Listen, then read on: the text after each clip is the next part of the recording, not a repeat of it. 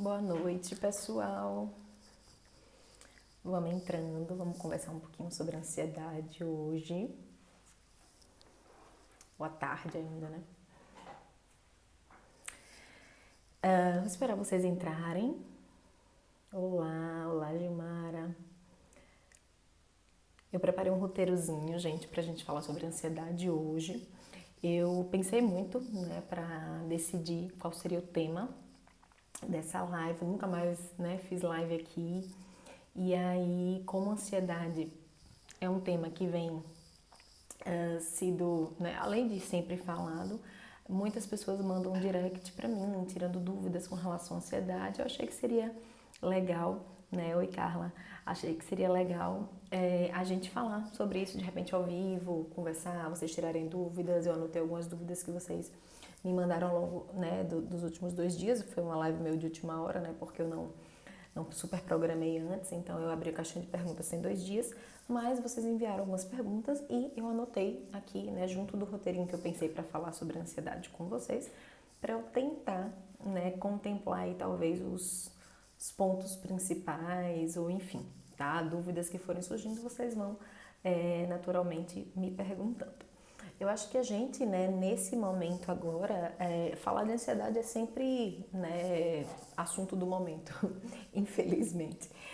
Mas nesse momento em especial que a gente está vivendo agora, né, ainda por conta da pandemia, né, já vai fazer um ano aí, então a própria pandemia foi um causador de ansiedade, é um causador de ansiedade, obviamente.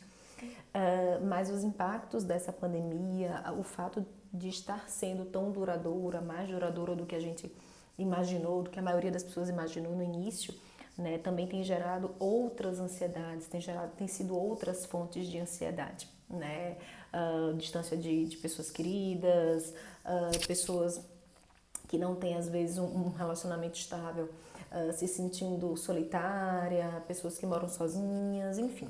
Então, outras questões vêm surgindo como fonte de ansiedade, fruto dessa extensão aí da pandemia.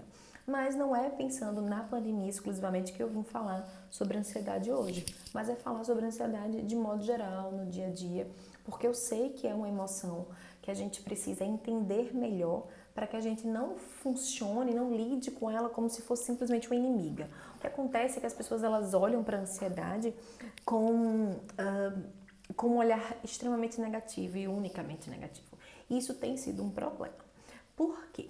Porque eu vou explicar aqui para vocês, né, a importância da gente olhar para a ansiedade com uma visão diferenciada. A gente entender que a ansiedade ela não é simplesmente a nossa inimiga. Na verdade, a ansiedade ela é uma emoção, tá? Já vou iniciar aqui, né, conversando com vocês dentro do roteiro do que eu pensei para falar com vocês hoje. A ansiedade ela é uma emoção e como uma emoção, ela tem uma função. Todas as emoções, gente, têm funções, tá? E a ansiedade é uma delas. A função da ansiedade é nos proteger. Então, a ansiedade ela quer nos proteger de algo. Então, ela é uma emoção muito bem-vinda, na verdade. E essa mudança de visão com relação à ansiedade que eu quero deixar aqui para vocês nessa live como uma reflexão. A ansiedade ela vem para nos proteger, tá? A ansiedade ela geralmente aparece quando a gente faz alguma interpretação de ameaça, quando a gente faz alguma interpretação de perigo. Então ela aparece como um alerta vermelho, digamos assim, do nosso corpo para nos informar de que há algum perigo, alguma ameaça percebida. O que acontece muitas vezes que torna a ansiedade tão, né, disfuncional e a torna patológica? É quando a gente acaba ativando essa emoção que tem uma função protetiva diante de situações que não são propriamente ameaçadoras, mas situações que eu interpreto como ameaçadoras. Então, quando diante de situações, contextos, pessoas, enfim, que a gente interprete como ameaçador, é natural que a ansiedade ela brote, porque lembrando, a ansiedade ela quer nos proteger, então ela precisa aparecer, né, quando a gente está diante de uma ameaça, quando a gente interpreta uma ameaça. Então, o que acontece? Quando o nosso cérebro ele interpreta que existe um perigo, quando ele interpreta que existe uma ameaça, ele vai mandar um aviso, digamos assim, para o nosso corpo. Esse aviso enviado para o nosso corpo é para preparar o nosso organismo para reagir à ameaça, para lidar com aquela fonte da sua ansiedade especificamente. E aí quando o nosso cérebro ele manda esse recado para o nosso corpo ele se prepara para agir, ele se prepara para lutar ou para fugir. A Gilmara falou que tá baixo, Gilmara? Todo mundo tá ouvindo baixo ou é só a Gilmara?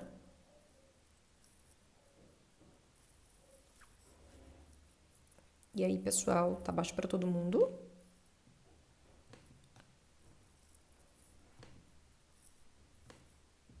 Bom, vou continuar falando, tá? Se tiver baixo ainda, Gilmara, você me fala, tá bem? Então, o que acontece? Como eu estava falando, o que acontece, né? Diante dessa percepção do perigo, o nosso corpo ele vai ser ativado. Nossa respiração vai ficar mais curta, daí a sensação de falta de ar, que né, até me mandaram pergunta na caixinha de perguntas, para né, explicar essa relação da ansiedade e da falta de ar, vou falar melhor sobre isso. Mas assim, quando o nosso cérebro ele percebe a ameaça, ele avisa para o nosso corpo. Daí nosso corpo ele se liga, então nosso organismo ele se liga todo. Há uma descarga de adrenalina importante e necessária para a nossa sobrevivência. Vocês imaginem se a gente está diante de um leão no meio de uma floresta, de uma selva. E aí, imagine que o meu cérebro ele não interprete o leão como algo perigoso, como algo ameaçador. O que vai acontecer? Eu vou morrer.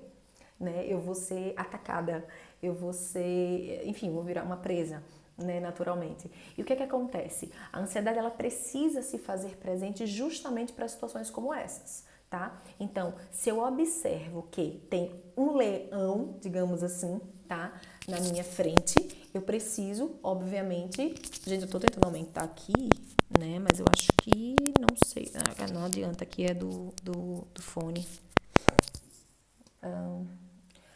O que acontece? Então, se numa selva, né, eu estou diante de um leão, eu preciso ativar, né, o meu sistema de defesa, que vai justamente gerar todas as ativações fisiológicas do meu corpo. Que ativações fisiológicas são essas? A respiração ela fica curta, o coração ele começa a bater mais acelerado e tudo isso é super importante para que a gente possa de fato lutar ou fugir ou correr, ou eu vou lutar ou vou fugir. No caso do leão eu vou fugir, é mais prudente. Mas assim, quando a gente está em N contextos que a gente interpreta que é ameaçador, é como se a gente estivesse interpretando que tem um leão ali, quando muitas vezes é só um gatinho. Por exemplo, uma pessoa que tem fobia social, por exemplo, ou pessoas que não necessariamente têm fobia social, mas têm fobia de falar em público, né, que é uma fobia super comum na população. Então, essas pessoas, quando elas chegam, né, diante de uma plateia, por exemplo, elas interpretam que elas estão ali sob alguma ameaça. Uma ameaça de crítica, de ser julgado negativamente, de cometer uma falha e as pessoas perceberem, falarem mal e mudar a imagem que tem delas ou comprometer a vida delas, né, sei lá, a vida profissional delas por muito tempo, enfim. Então, há uma interpretação de ameaça que é feita e isso gera uma ativação fisiológica no meu corpo. Então, eu vou sentir todas aquelas reações de ansiedade. Meu coração vai bater acelerado, ele vai bombear mais sangue. Por quê? Porque meu corpo está entendendo que ele está diante de um perigo. Eu interpretei um perigo. Então, meu corpo ele vai se preparar para lidar com esse perigo, para sair correndo daquela sala ali, se preciso for, tá? Então, gente, é muito interessante a gente entender que a função da ansiedade ela é protetiva. A ansiedade ela vem para nos proteger. O problema é ela se torna patológica quando ela acaba, digamos que, nos protegendo quando não é necessário uma proteção, entende? Então, é quando ela, como eu falei, ela olha para um gatinho e ela interpreta um leão, tá, gente? Então, esse é o primeiro ponto que eu queria, né, que eu tinha anotado aqui para comentar com vocês, para que a gente comece a entender do que se trata a ansiedade, para que a gente não simplesmente olhe para ela, como eu falei, com o olhar de, ai meu Deus, que desgraça, eu tenho ansiedade, ai, ter ansiedade é uma coisa muito ruim. Não, ansiedade é uma emoção necessária para a nossa sobrevivência, tá? Outra coisa que eu anotei para comentar com vocês é sobre o componente central da ansiedade, tá? Que é a preocupação. O que acontece? A preocupação, ela surge tal como se fosse uma estratégia, digamos assim. Uma estratégia, um caminho, digamos assim, para eu lidar com os meus medos, com os meus temores. Eu me preocupo, eu antecipo a situação para tentar evitar aquilo que eu temo, digamos assim. Então, pensando lá no exemplo, né, que eu falei da apresentação em público, que como eu disse que é uma fobia super comum na população. Antes de dar a minha palestra, eu começo a me preocupar. Ai meu Deus, mas e se me der um branco? Ai meu Deus, e se eu falar uma besteira? Ai meu Deus, e se eu gaguejar? E se eu não souber o que responder? E se me fizerem uma pergunta e eu não souber a resposta?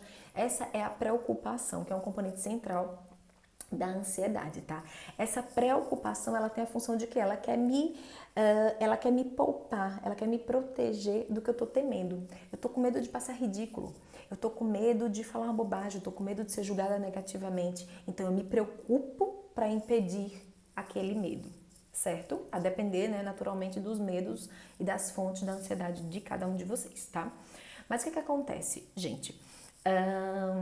Essa preocupação, ela pode ter uma função útil, ela, né, tem uma utilidade, a gente não pode dizer que as preocupações elas são inúteis, que elas são, né, devem ser todas jogadas no lixo, claro que não, mas eu acho que é muito importante a gente fazer a diferenciação entre as preocupações produtivas e as preocupações improdutivas, tá?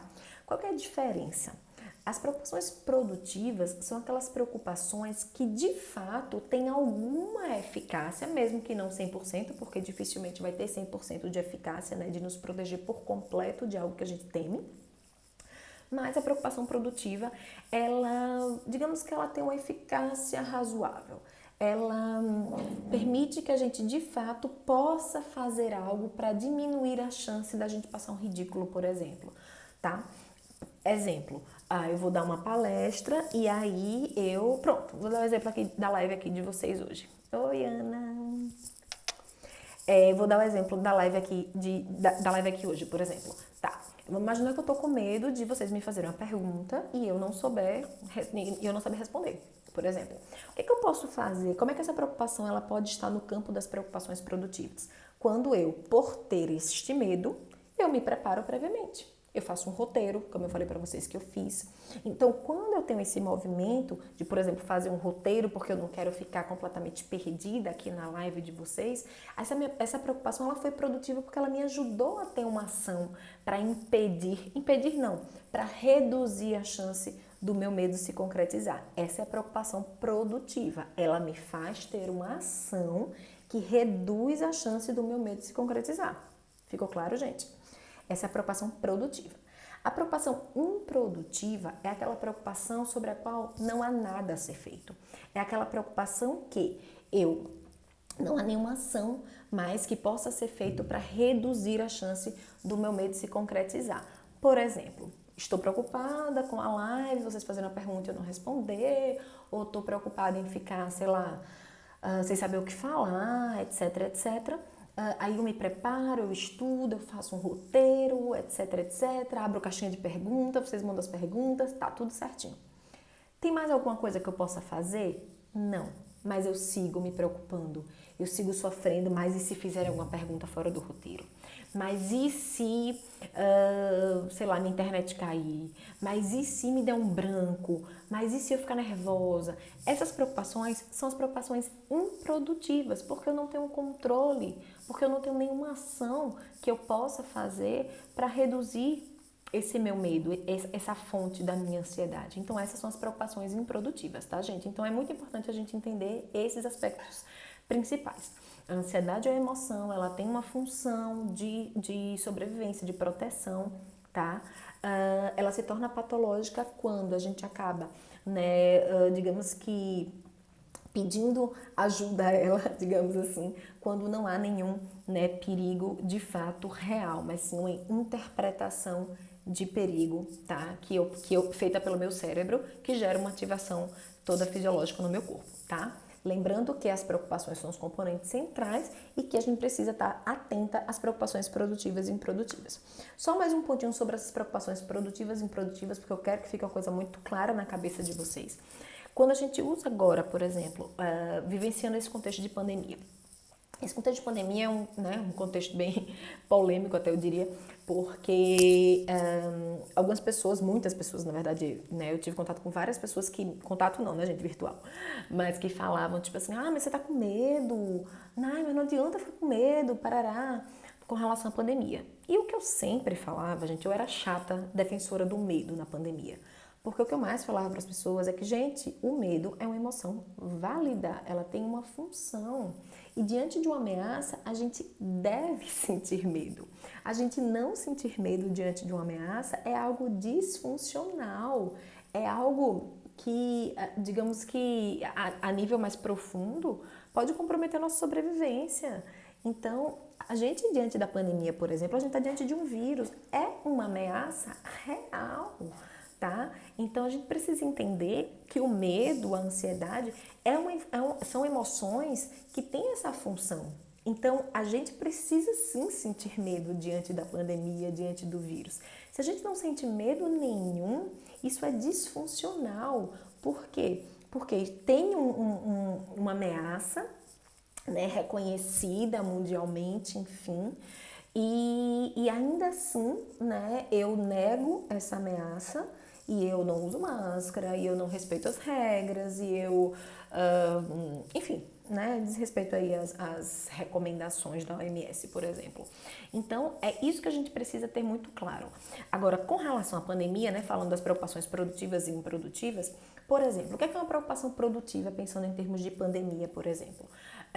Eu usar máscara ao sair de casa. Se eu tenho algum medo com relação ao vírus, é uma preocupação produtiva. A preocupação é produtiva quando eu tenho uma ação que reduz a chance de eu me contaminar. Se eu estou com medo de me contaminar com o vírus, qual é a preocupação produtiva? Caramba, vamos lembrar da máscara antes de sair de casa. Eu boto a minha máscara antes de sair de casa. Essa é uma preocupação produtiva. Ela reduz a chance do meu medo, que é me contaminar. Ela é improdutiva quando, por exemplo, eu saio, uso a minha máscara, uso o meu álcool gel, tomo todas as medidas, né, recomendadas, enfim, mas ainda assim eu volto para casa e fico, ai meu Deus do céu, mas se eu me contaminei? Ai meu Deus do céu, e se por acaso em algum momento eu passei a mão no meu rosto e eu não percebi? Essa é uma preocupação improdutiva, porque não há mais nada que eu possa fazer com relação ao que já passou.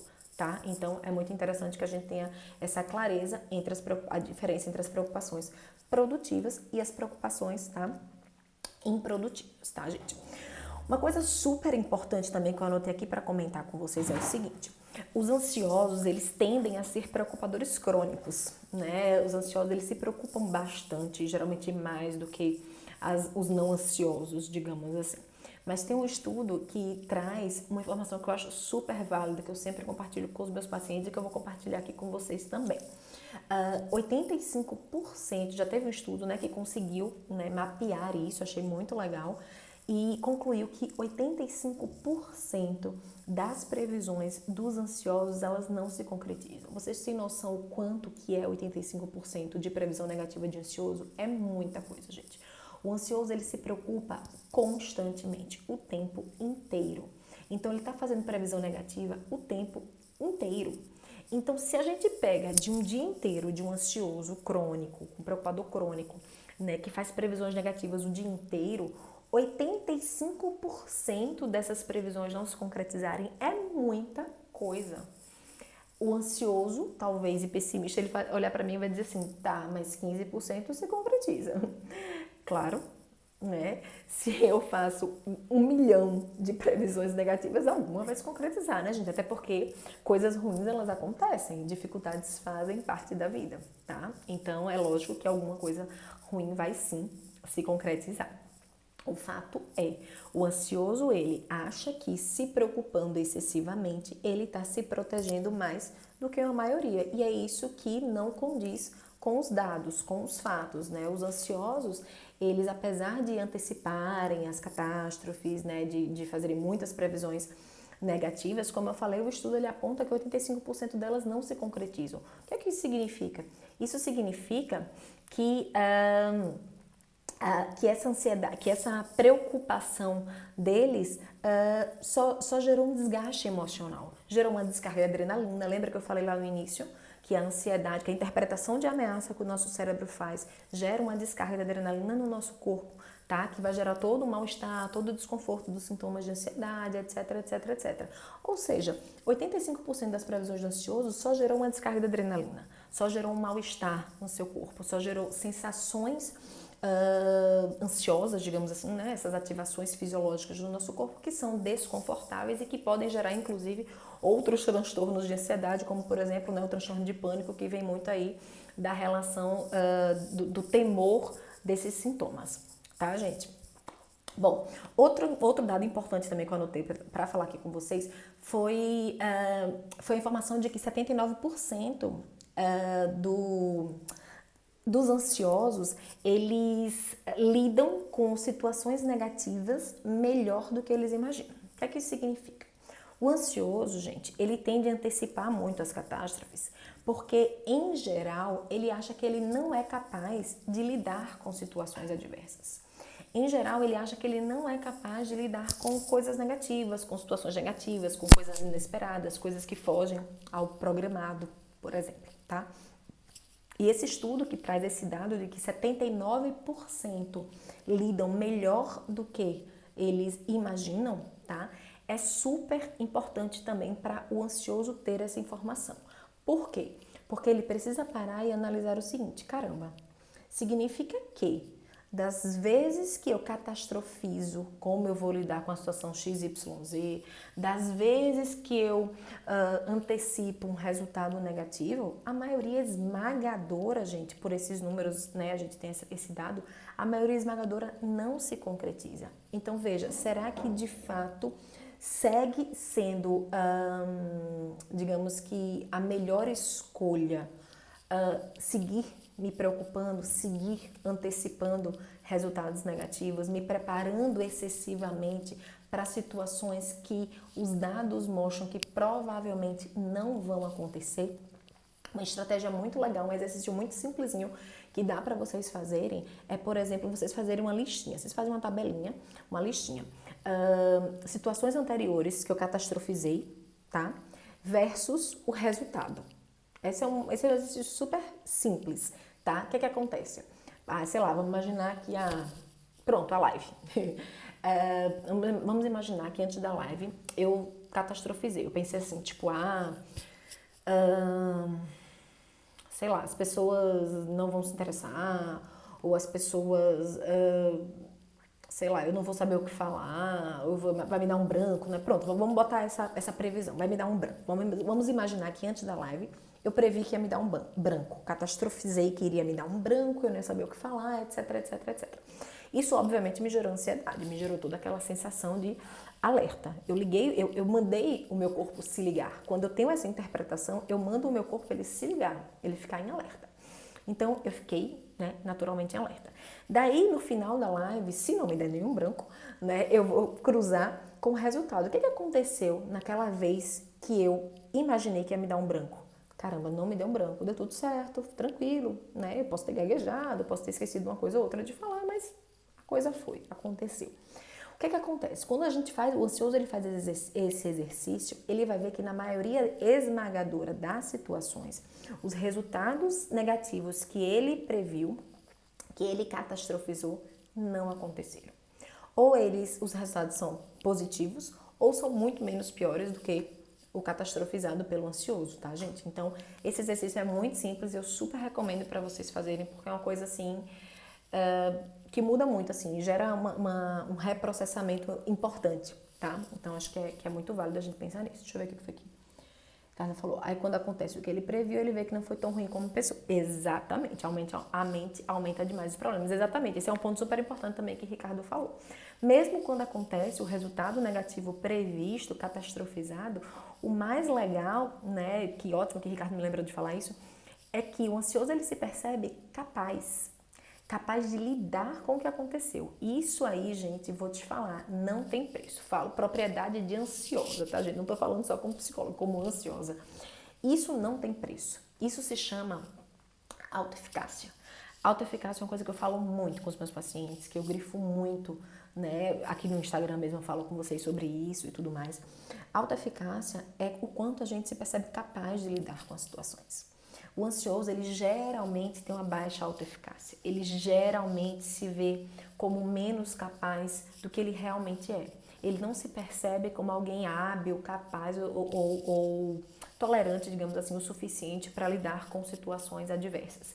Ele não se considera capaz, por exemplo, de lidar com as próprias crises de ansiedade.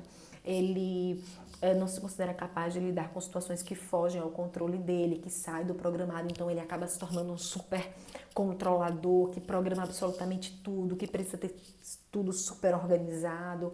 Por quê? Porque para ele, a ideia de estar diante de uma situação fora do previsto, fora do programado, é muito desestabilizador. E só é desestabilizador, gente, só pode ser desestabilizador se eu não acredito no meu potencial de lidar com aquilo.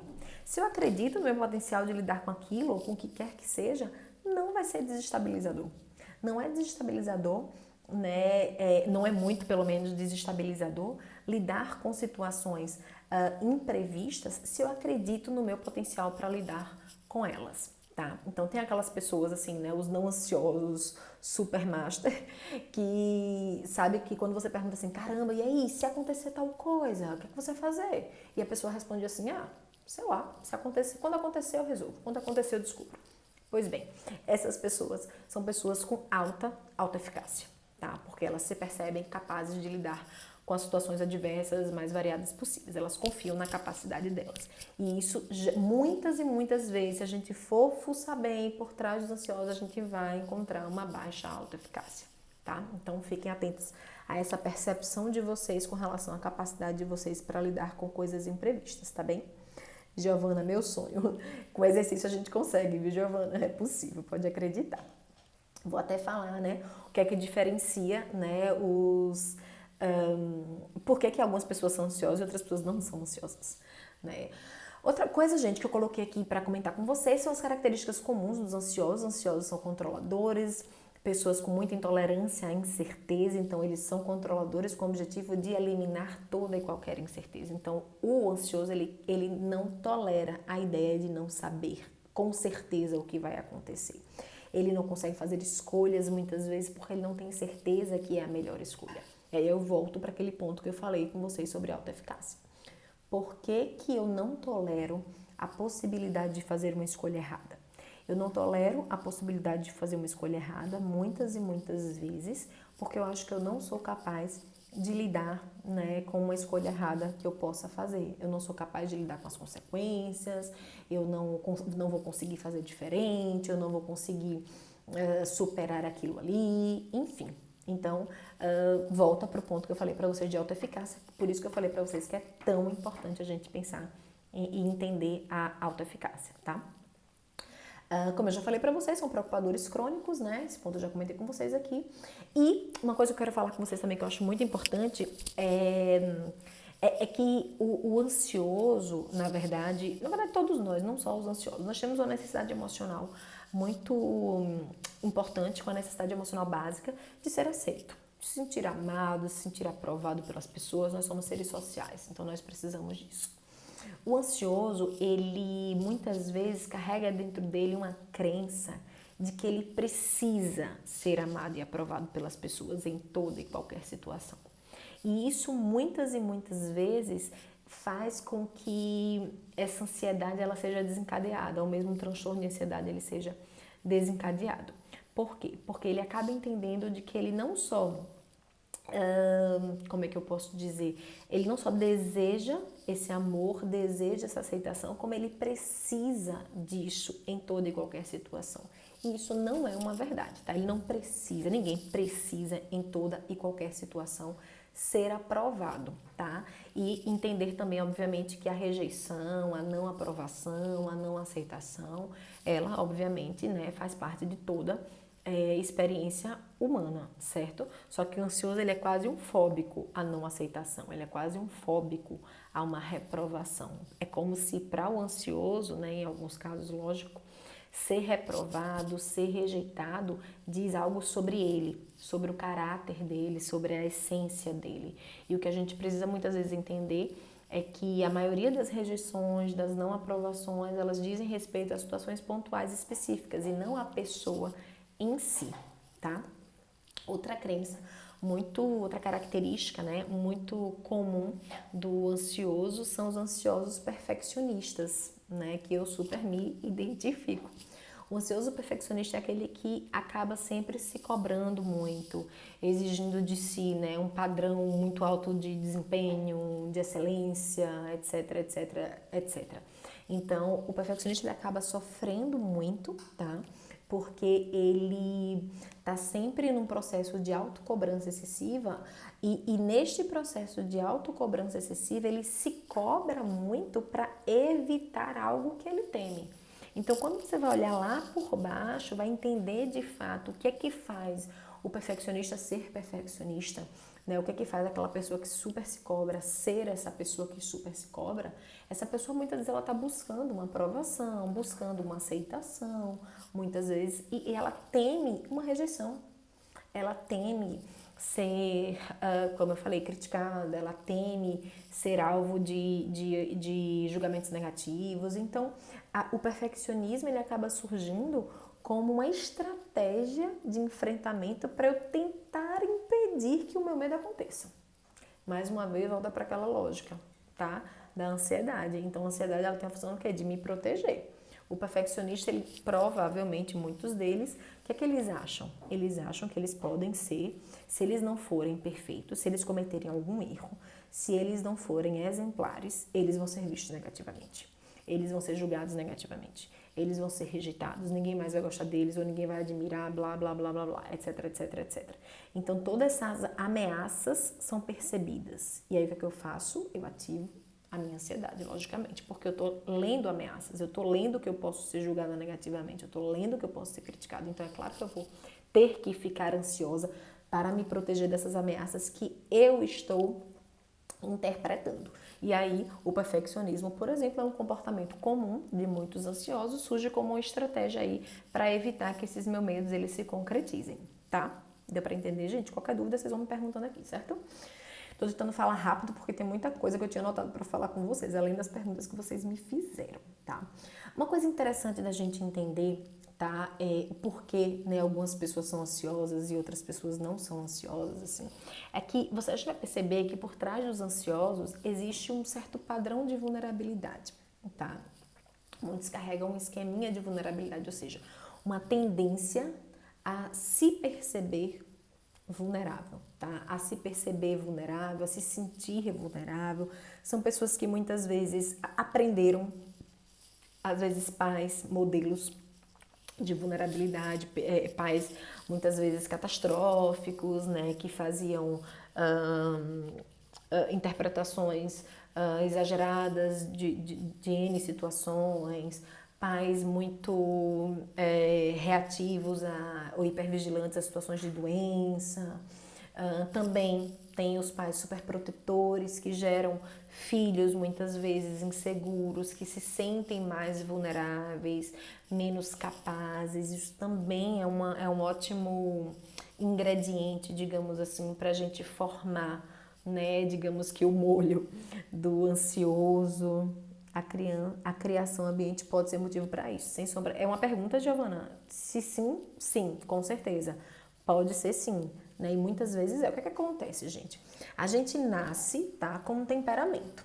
Esse temperamento que a gente nasce vai ser uma predisposição. Vai ter alguns temperamentos são mais favoráveis ao desencadeamento de transtorno de ansiedade e outros temperamentos são menos favoráveis ao desencadeamento de transtorno de ansiedade, certo?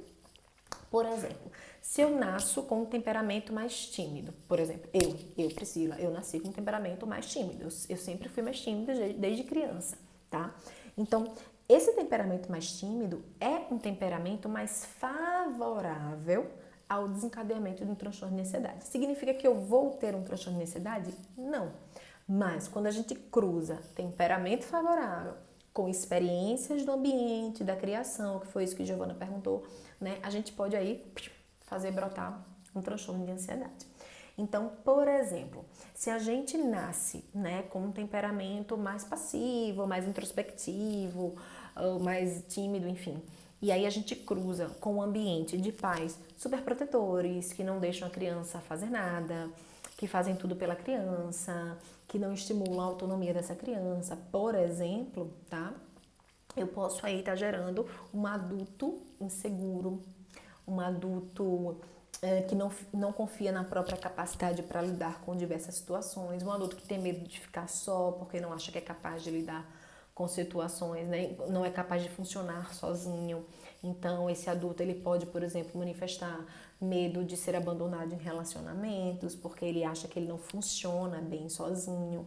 Enfim, então a criação, sim, ela entra como um fator importante a ser observado, né? Para entender o que é que levou pessoas ansiosas a se tornarem pessoas ansiosas, digamos assim, tá? Mas não é só a criação, tá, gente? Tem a genética mesmo, né? Tem um temperamento, tem a nossa base biológica, certo? E outra coisa super importante também que eu anotei aqui para falar com vocês é que, além desse ponto, né, além dessa questão do temperamento, cruzando com as características do ambiente, com a nossa criação, enfim, o que acontece? Nós, enquanto seres humanos, todos temos necessidades emocionais básicas que precisam ser atendidas, tá? Essas necessidades emocionais básicas, quando não são atendidas, elas deixam o que eu chamo de buraquinhos emocionais. E o que a gente faz com esses buraquinhos emocionais é que pode nos levar, por exemplo, a comportamentos que a gente... comportamentos do presente, digamos assim, que são muitas vezes disfuncionais. Por exemplo, uma necessidade emocional básica é a necessidade emocional de aceitação, de vinculação segura. Se a gente teve na nossa infância, início da adolescência, né, uma vinculação pouco segura, ou seja, crianças que muitas vezes não vincularam de forma segura com seus pais, né, com suas figuras principais de apego inicial, são pessoas que tendem, naturalmente, vejam que isso não é uma regra, tendem a crescer se sentindo o quê? Pouco aceitas. Ou vão entender, né, podem desenvolver crenças de que elas não vão conseguir vincular com ninguém, que pessoas não são confiáveis, ou de que elas não são amadas, de que elas não são aceitas. E aí, a partir daí, né, vocês já imaginam o que é que pode acontecer nessa vida adulta. A pessoa pode acabar, né, buscando ou suprir essa carência emocional a todo custo, tá? Ou essa pessoa, ela pode acabar por ir buscando sempre relações pessoais que confirmem que ela não é uma pessoa amada e aceita, por exemplo. Mas aí, gente, já é conversa para outra live, certo? Mas, naturalmente, isso vai tornar a pessoa uma pessoa mais insegura, ansiosa. Então, quando diante de um risco de abandono, de rejeição, ela já vai ficar extremamente ansiosa porque ela vai perceber aí, mais uma vez, a necessidade emocional dela não sendo atendida. Então, sistema de alerta ligado mais uma vez. A percepção pelo nosso cérebro de uma necessidade emocional não atendida é uma percepção de ameaça também. Então, vai gerar uma ativação da nossa ansiedade, tá? Camila, eu desenvolvi ansiedade no meu puerpério e tenho esse medo de ficar sozinha. Medo de não poder resolver alguma coisa, medo de dormir sozinha. Pois é. Então, né, Camila, você falou um tema super interessante também. O puerpério, né, a questão, na verdade, a maternidade, né, o início da maternidade, o nascimento do bebê, ele tende a gerar, né, a ativar, digamos assim, as questões muito profundas e tende muitas vezes a fazer com que essa mãe, ela reviva até mesmo situações de infância. Mas uma questão que essa questão que a Camila está trazendo, né, do medo de ficar sozinha, de não resolver alguma coisa, dormir sozinha, etc e tal, é super comum primeiro, porque existe uma questão da proteção, né? Você é responsável agora por outro ser. Então, veja, essa ansiedade, ela tem uma função protetiva. Não é de todo inadequado você sentir medo de, sei lá, precisar resolver alguma situação com seu bebê e você, sei lá, não ter como resolver porque você está doente, por exemplo. Então essa preocupação é uma preocupação relativamente ok, relativamente adequada, é uma ansiedade, digamos, necessária para que talvez você possa se prevenir, ter o telefone de alguém, enfim. Mas quando existe já uma base ansiosa, um senso de incapacidade ou de insuficiência, quando existe algo ali embaixo, escondidinho, né, que me diz, na base da minha personalidade, que me diz que eu talvez não seja tão capaz assim de funcionar sozinha, que eu não seja tão capaz assim de gerir a minha vida adulta e funcionar como mãe, é natural que essa ansiedade ela apareça de uma forma mais marcada aí no puerpério, entende? Então é muito comum essa ansiedade ela brotar no puerpério, porque muitas vezes, não quer dizer que é uma regra, não quer dizer que foi no seu caso, tá, Camila?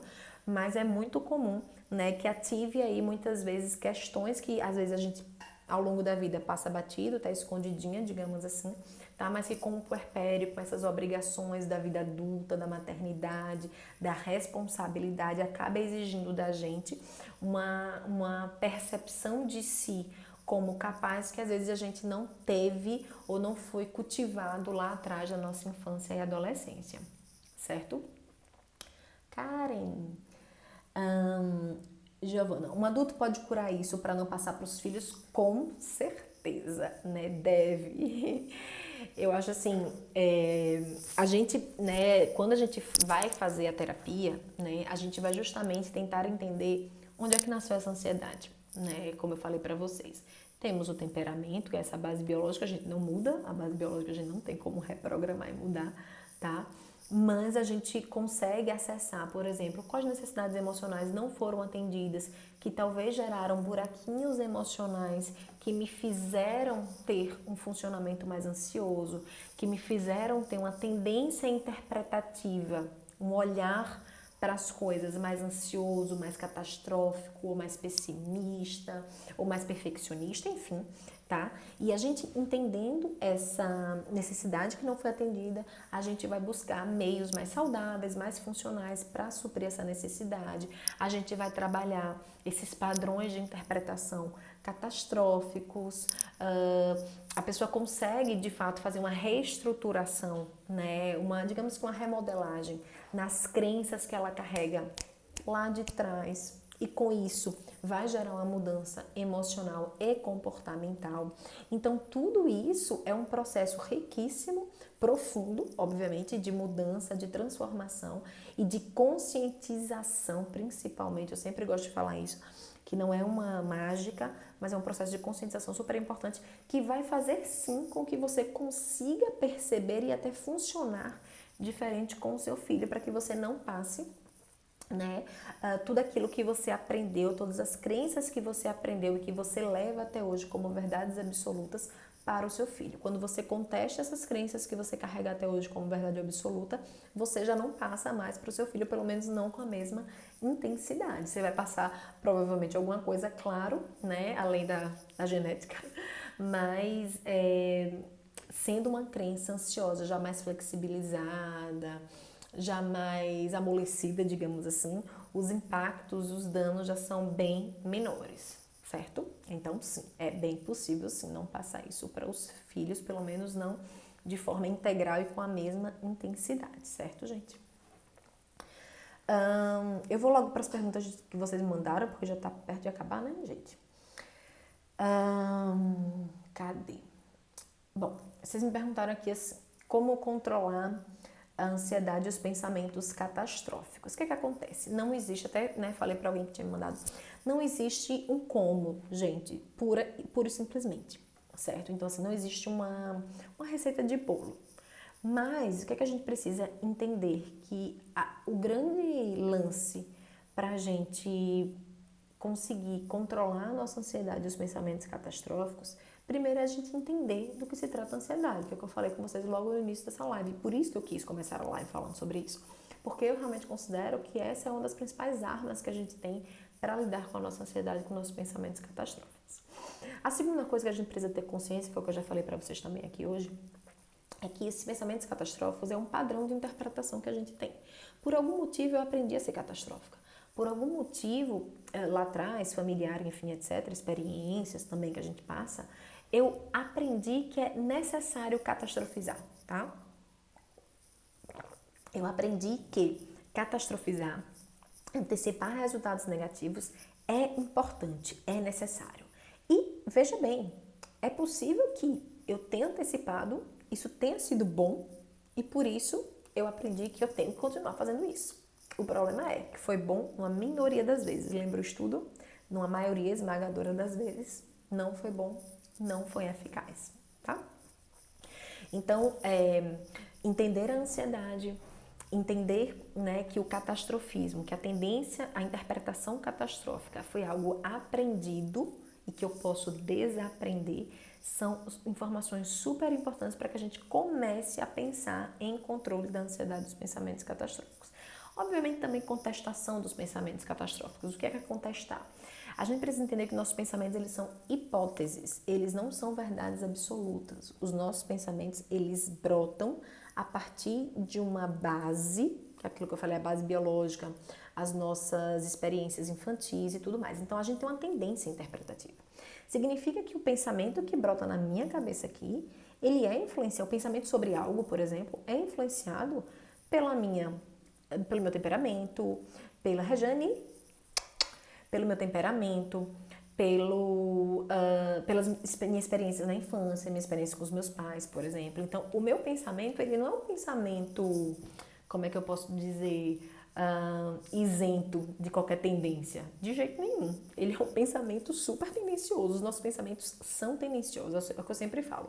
Os nossos pensamentos são tendenciosos. Não confiem plenamente, cegamente, de olhos fechados nos pensamentos de vocês. Porque eles são tendenciosos, eles são fruto de toda essa carga, toda essa história que a gente carrega. Então, não tem como a gente olhar, a gente não pode, na verdade, olhar para os nossos pensamentos como verdades absolutas.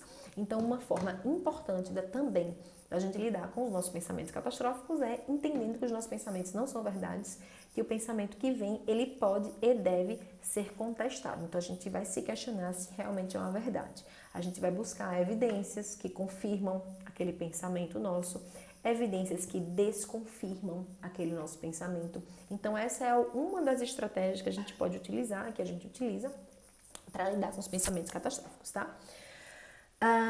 Outra pergunta que foi feita, se timidez tem relação com ansiedade. Sim, timidez tem relação com ansiedade muitas vezes, na verdade não necessariamente, como eu falei, tem toda a questão do temperamento também, tá? A pessoa mais introspectiva, mas uma timidez que acaba realmente paralisando a vida do indivíduo, que acaba fazendo com que ele se prejudique a qualidade de vida, perca oportunidades, enfim, muitas vezes está atrelado sim a uma ansiedade, tipo, uma ansiedade mais ou menos uma ansiedade social, né? O medo da rejeição, o medo de falar bobagem, aquilo tudo que eu já falei para vocês. Vejam que a nossa necessidade de pertencer, de ser aceito, ela está presente, digamos que ela é responsável, digamos assim, por muitos transtornos emocionais, digamos assim.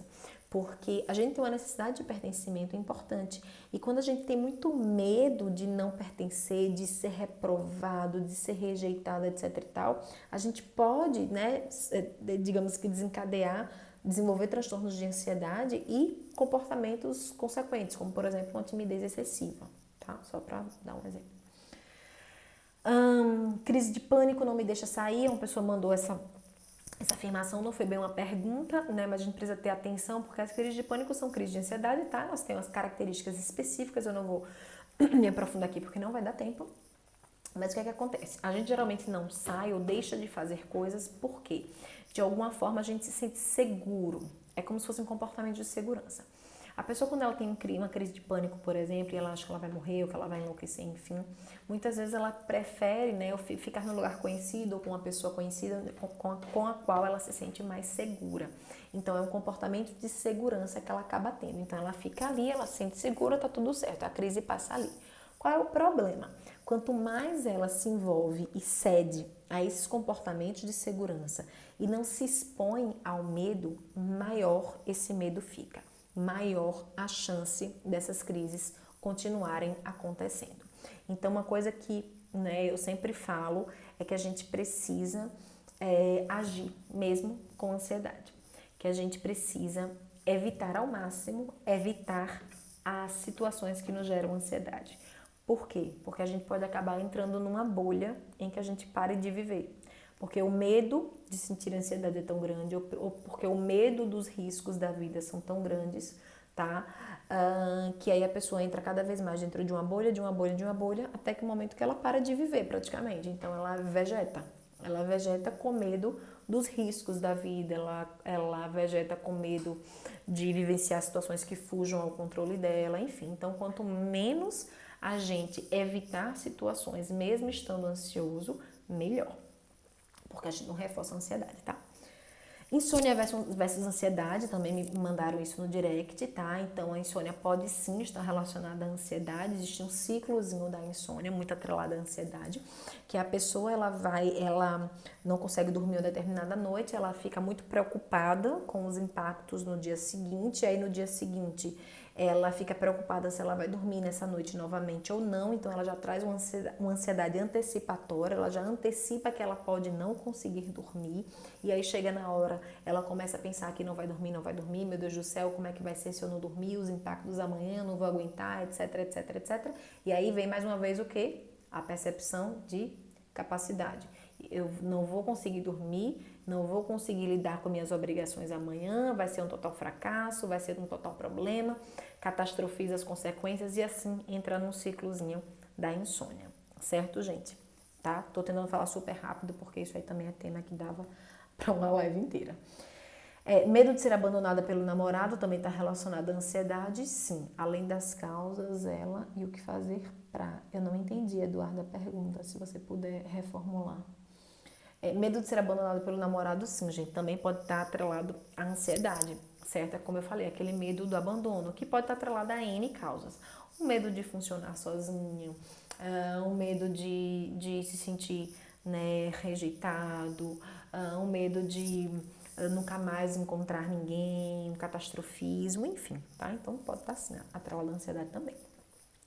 Ansiedade e dificuldade de concentração, sim, tudo a ver. Quando a gente está muito ansioso, a gente está muitas vezes ou focado em milhares de coisas ao mesmo tempo, com pensamento acelerado, eu estava assim esses dias, inclusive, ou a gente está muito focado em coisas negativas. Por exemplo, uma pessoa que está com crise de pânico, que tem síndrome do pânico, ela está muito focada nos sintomas físicos, então ela está super atenta se o batimento cardíaco dela deu uma aceleradinha, ela está super atenta se ela está com dor de cabeça, ela está super atenta se ela está com, vamos pensar agora na pandemia, com uma falta de ar, por exemplo, então ela está super focada, ela está muito autocentrada, ela está muito focada nas sensações do próprio corpo. Então ela está tão focada nisso aqui que ela não consegue se concentrar em mais nada, tá? Então a dificuldade de concentração naturalmente, ela sim vem, ela aparece com a ansiedade, tá? Falta de ar e ansiedade também, certo? Tá relacionado, o que acontece? As pessoas, quando ficam ansiosas, como eu falei, o meu cérebro interpreta uma ameaça. Ele manda um recado para o meu corpo que ele precisa se ativar para me proteger. E aí meu corpo ele começa a bombear sangue, minha respiração fica mais curta, porque se eu precisar correr, ela precisa estar mais curta. Então essa hiperventilação gera uma falsa sensação de falta de ar, certo? Então muitas pessoas, por exemplo, agora na pandemia, considerando, né, que um dos sintomas aí da Covid é a falta de ar, tiveram falta de ar de ansiedade, não fruto da Covid. E uma das estratégias que a gente orienta, para que a gente consiga diferenciar quando é uma falta de ar da ansiedade ou falta de ar da Covid, por exemplo, é você perceber se quando você se distrai essa falta de ar passa. Se for uma falta de ar realmente fisiológica de uma doença, enfim, né, de um problema pulmonar, enfim, ela não vai passar, obviamente, com a distração. Sendo da ansiedade, ela passa sim, tá?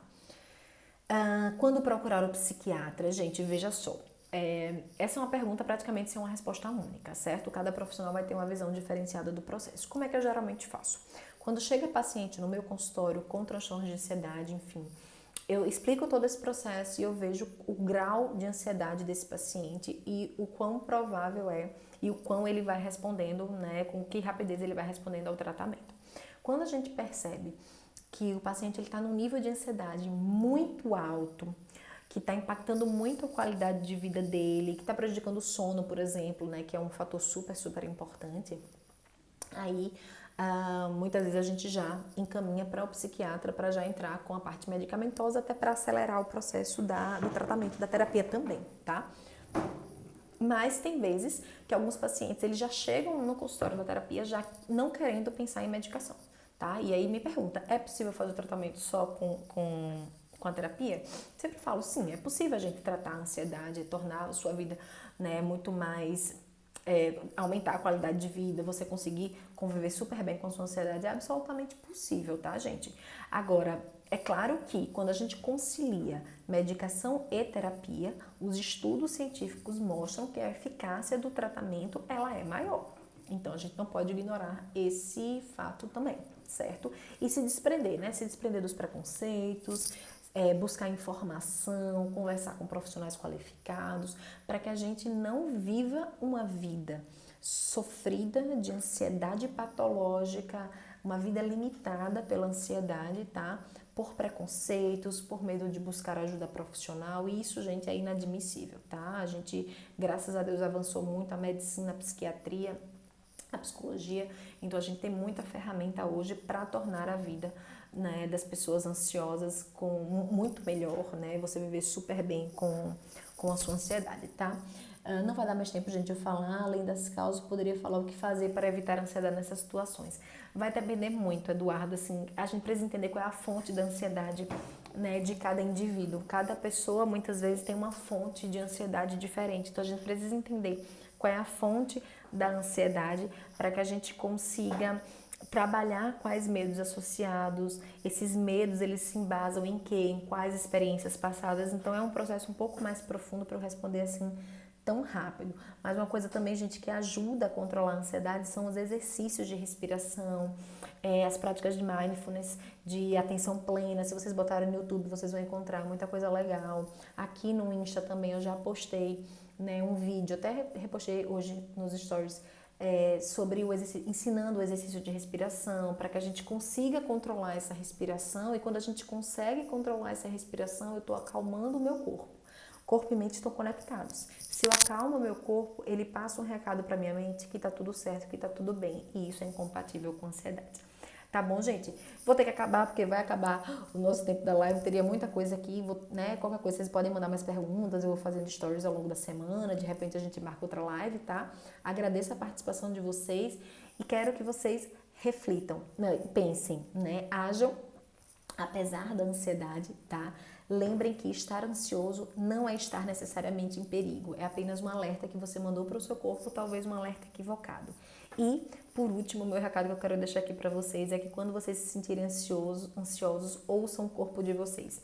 Em vez de simplesmente ficar absolutamente apavorado com aquela sensação que eu sei que é muito desconfortável, mas ouçam o que é que essa ansiedade está querendo te dizer. Né? Será que tem alguma vulnerabilidade sua que você não está olhando? Será que tem algum funcionamento seu que não está sendo muito saudável? Então, aprendam a ouvir um pouquinho mais o seu corpo e a ansiedade de vocês, tá certo, gente? Obrigada, boa noite e até a próxima.